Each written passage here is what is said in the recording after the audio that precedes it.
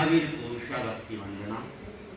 वीतरागता के महान साधक महातपस्वी युग प्रधान आचार्य श्री महाश्रवण जी को उषा भक्ति वंदना। मुनि मोक्ष कुमार जी, दीक्षार्थी भाई सुरेंद्र जी गोचर, उपस्थित श्रद्धालु श्रावक श्राविका समाज, भगवान महावीर का पावन संदेश है संयम खलु जीवन। संयम ही जीवन। संयम के लिए अनेक तरह की बातें सामने आती है। संयम भी ऐसे अनेक प्रकार से होता है। हम जो चर्चा कर रहे हैं साधुत्व से जुड़ा हुआ संयम है, और उसके लिए अनेक लोगों के अनेक चिंतन, और ऐसे भी कहा गया है कि जितने मुंह उतनी बातें। तो हर व्यक्ति अपने अपने सोच से संयम जीवन के बारे में चिंतन करता है, और इस संयम जीवन को कब स्वीकार करना चाहिए, इसके लिए भी सबके अपने अपने मत हैं।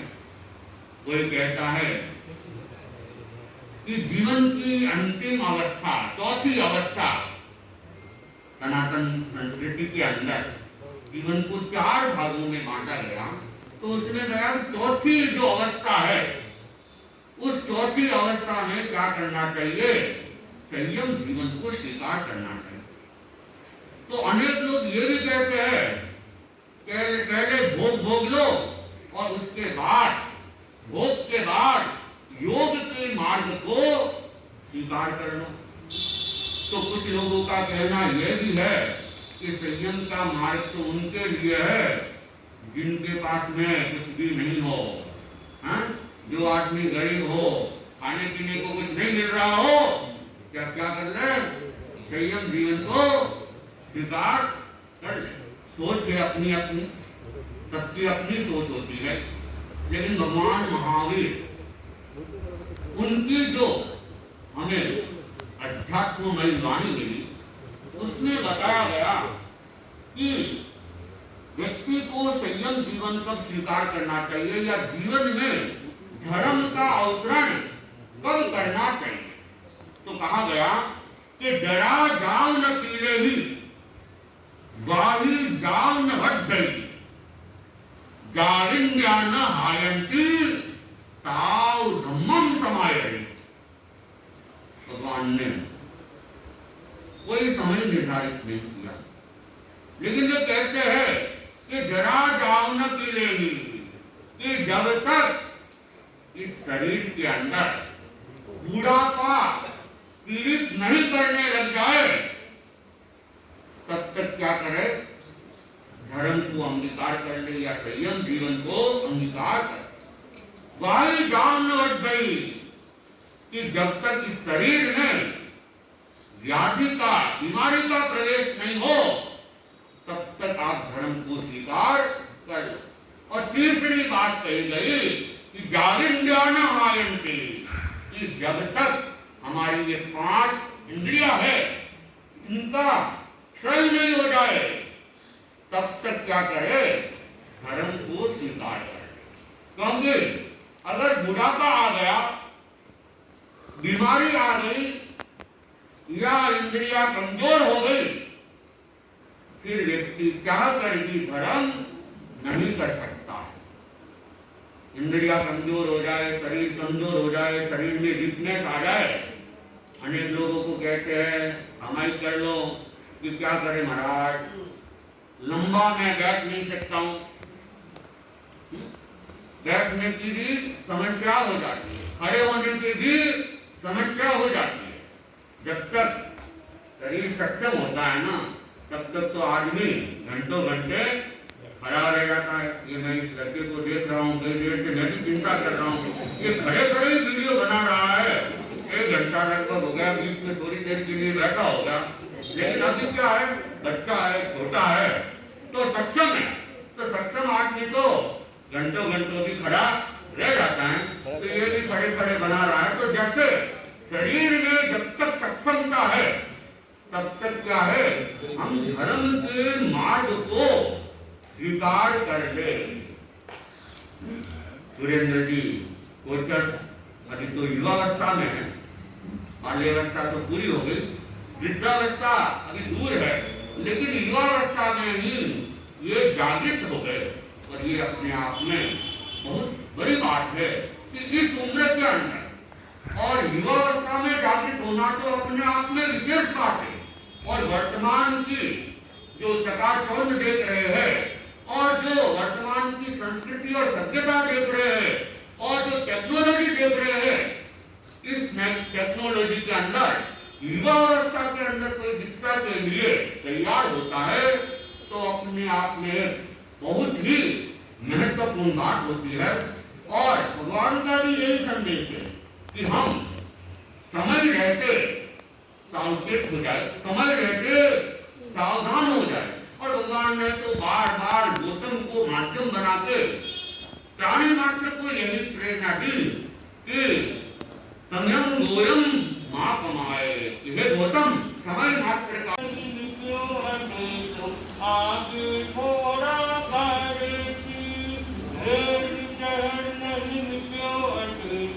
आगे थोड़ा रोनो करती जन्म जन्म तक, रोनो करती जन्म जन्म तक, मन निखारे दुनिये किनारी लाडली आत्मा गम खाए दुनिये। अकड़ाई सुमर कर प्राय नीची गति में जावेला।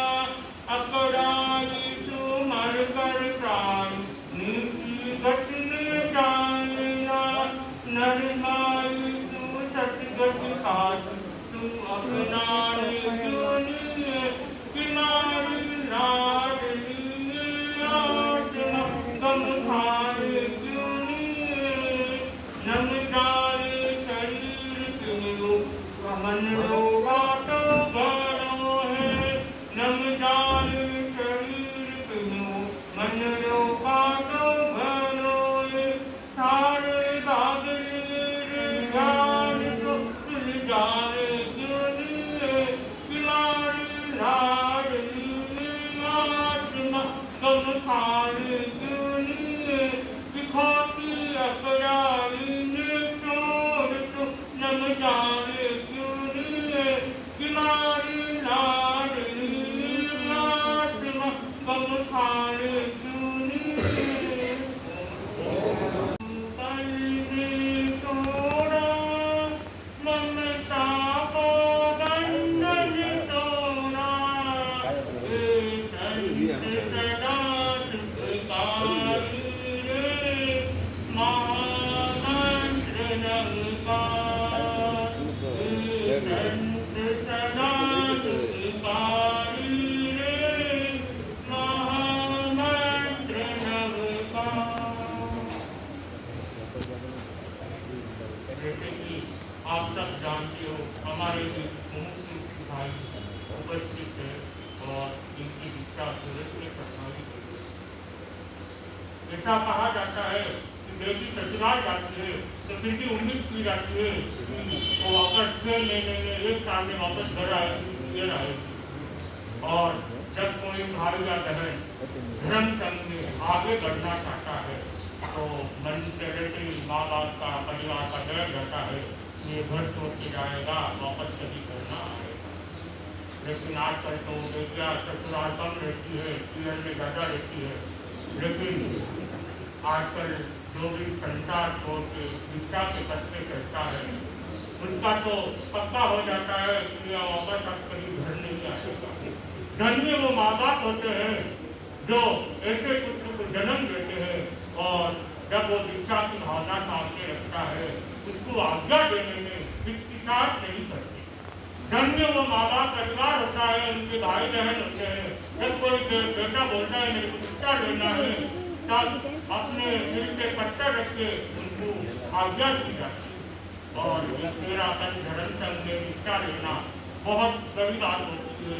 यहाँ पे एक आचार्य की आज्ञा में आचार्य की आज्ञा से करना, विहार चतुर्मास आचार्य की आज्ञा से करना धन्य दिन होता है जब किसी को दीक्षा आती। आज मुमुक्षु भाई सुरेंद्र जी हमारे सामने विराजे हुए हैं। आज उनकी दीक्षा की गुरुदेव ने सिखा करके सूरत में फरमाई हुई है और कुछ महीना बाकी है दीक्षा में, लगभग 1.25 महीना बाकी है। 1.25 महीने के बाद ये भी उस तरफ से इस तरफ आ जाएंगे, हमारे इस तरफ आ जाएंगे, हमारे संग में एक और बढ़ जाएगा। और हम चाहते हैं कि बचपना से कोई तैयार हो और एक संघ में आगे से आगे संघ में एक संघ बढ़ता जाएगा। लेकिन आजकल शिक्षा के नाम से तरह से बढ़ा देते हैं, बोल बोलते कि बहुत कठिन काम जिसका मन लग जाता है और संसार से भी बहुत साधु जीवन यहाँ पे ना तो हमें किसी बात की चिंता है, ना किसी बात की टेंशन है, ना कुछ। हमें बुखार आता है तो हमारी चिंता भी गुरुदेव करते हैं। जहाँ गुरुदेव हजारों किलोमीटर दूर रहते हैं, उनको पता चलता है कि संतों के ठीक नहीं है, तो वहाँ से समाचार पहुँच जाते हैं कि संतों को ध्यान रखे, अपना स्वास्थ्य का ध्यान रखे। जब हमारी चिंता इतने बड़े गुरु करते हैं तो हमें किस चीज की चिंता है? यहाँ पे हमें कोई चीज की टेंशन नहीं है। लेकिन संसार में हजारों टेंशन है, फिर भी संसार अच्छा लगता है। अपनी इस संसार को छोड़ के आप एक बार संयम की ओर आके देखे कि संयम में क्या, संयम में इतना आनंद आता है, इतना आनंद आता है, इसकी कोई सीमा नहीं है। जब अपना मन संयम में रख जाता है तो ऐसा समझो हमको मोक्ष को सामने देख रहे हैं, भगवान मालिक को सामने देख रहे हैं। अपने गुरु को देखो, भगवान मालिक के समान है। भगवान मालिक को कभी हमने देखा नहीं, लेकिन आचार्य करो को देखते हैं ऐसा लगता है हम भगवान मालिक के चरणों में गिराते हुए हैं और उनके चरणों का आनंद हम ले रहे हैं। कि आचार्य विष्णु से लेके सुना जाए तो आचार्य तुलसी का कितने कष्ट सहते, लेकिन आज हम उन सब कष्टों से दूर होकर भी इतने आनंद से हम अपने धर्म संघ में जी रहे हैं। आप सुरेंद्र जी कुछ दिन बाद मेरी साधु जीवन अपना के अपने संयम मार्ग से चलने वाले हैं। हम भी उनके प्रति मंगल कामना करता हूँ कि वो भी संयम में अच्छे से अपना मन लगाए और आगे से आगे बढ़े, गुरु आज्ञा की, गुरु इंगित की आराधना करे। और इसी के साथ मंगल कामना करता हूँ कि आगे से आगे बढ़ते जाए और संयम मार्ग से अपना तन मन से अपना संयम मन लगा के अपना संयम मार्ग को आगे बढ़ाए। इसी के साथ भगवान महावीर स्वामी के चरणों में ज्योतिष वंदन। मुझे दीक्षा देते किताब करने वाले आचार्य श्री, कराने वाले आचार्य श्री महाशिवजी के चरणों में ज्योतिष वंदन। शादी देवी श्रीकार, शादी प्रमुखा श्री, शादी प्रमुखा श्री विष्णु बाजी के चरणों में ज्योतिष वंदन। मुख्य मुनीश्वर वंदन या शादी प्रियति के चरणों में ज्योतिष वंदन। अक्षर विराजित मोक्ष के चरणों में ज्योतिष वंदन।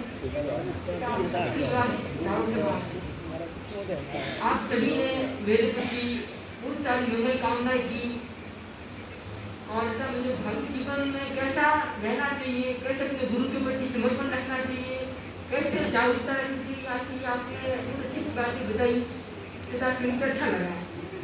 मैं भी आपके जीवन के प्रति ऐसी मंगल कामना करना चाहता हूँ। मैं भी चाहता हूँ कि आप भी ध्यान को समझें, त्रिरावण दर्शन को समझें, ज्ञान दर्शन को समझें, तथा अपनी शक्ति हो उसके अनुसार प्रत्याख्यान करें। जैसे कि राहुल जी ने पूछा कि आपको दीक्षा की भावना कैसे आई, तो उसके लिए मैं बताना चाहता हूँ कि मैं अपने साधु साथियों के पास प्रवचन सुनने जाता था, रात्रि धर्म चर्चा में जाता था, तो वो भगवान महावीर की वाणी को इस प्रकार समझाते थे, इतनी अच्छी बातें बताते थे कि साधु जीवन में कितना आनंद है, उसको मतलब कि कहानी सुनते भी मतलब बहुत अच्छा आनंद महसूस होता था। तथा संसार में रहते थे, पारिवारिक बड़े कष्टों को देखते थे, कॉलेज में जाते थे, गाँव में रहते भावों को देखते थे, और जब साधु साथियों के पास जाते, प्रवचन में जाते, रात्रि धर्म चर्चा में जाते, तो एक अलग ही प्रकार का माहौल मिलता, अलग आनंद मिलता। ऐसा लगता कि जैसे संसारिक जीवन एक प्रकार का खोखला जीवन है। मनुष्य की संसार में रहकर अपने जीवन को जीता है, लेकिन अंततः एक कमी को महसूस करता है कि हमने अपने मनुष्य जीवन में ज्यादा कुछ अर्जित नहीं किया।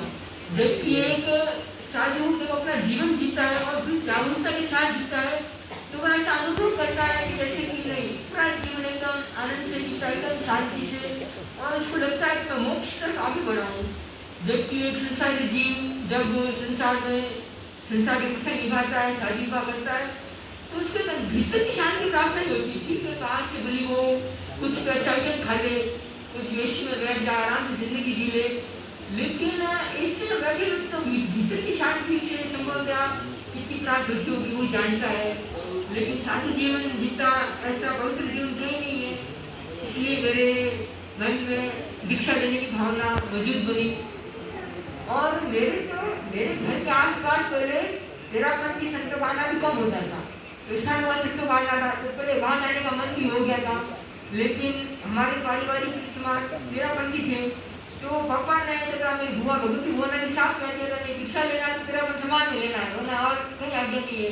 मेरे कमरे चाचा उन्होंने भी मेरे को प्रेरणा दी, नहीं तेरापन समाज जब गुरुदेव कृपा करके जोधपुर पधारे तो मैंने गुरुदेव को देखा, उनके पवित्र आभा मंदिर को देखा, तथा जब वो गुरुदेव हाथों से आशीर्वाद देते तो इस जग का हमारा सारा सुख हमें मिल जाता था।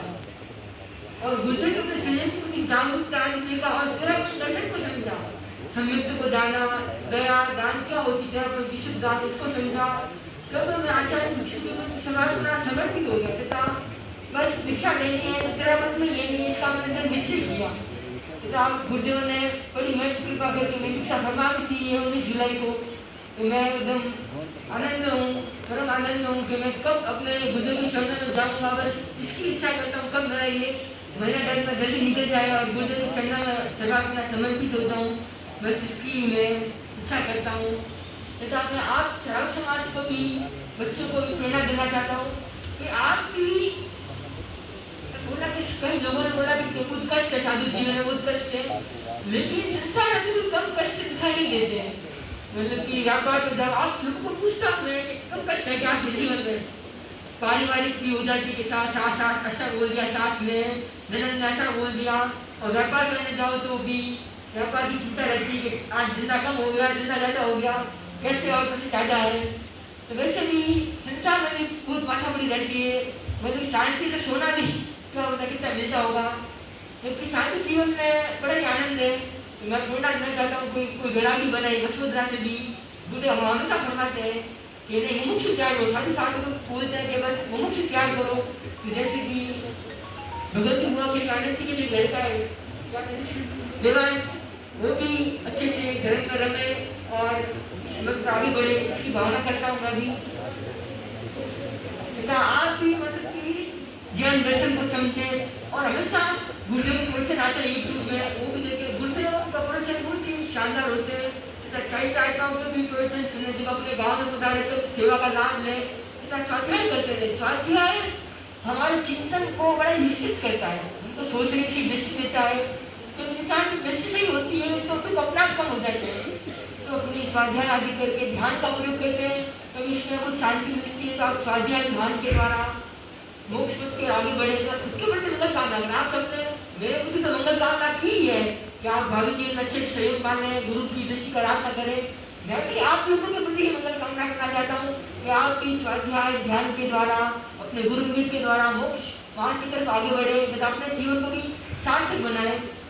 मेरे भाई ने भी कुछ अच्छी बातें बोली कि अब मैंने उनको प्रेरणा दी, मेरे भाई को भी और भी बाकी सब समाज को प्रेरणा देना चाहता हूँ कि आप भी अपने आध्यात्मिक जीवन को जगाएं। भौतिक जीवन ठीक आवश्यक होता है, लेकिन आध्यात्मिक जीवन कुछ समय निकाले, गुरुदेव का प्रवचन सुने, आदि कार्य के द्वारा अपने आत्मा को भ्रमित करे तथा मोक्ष मार्ग की ओर बढ़ते रहे। इन्हीं भाव के साथ ओम।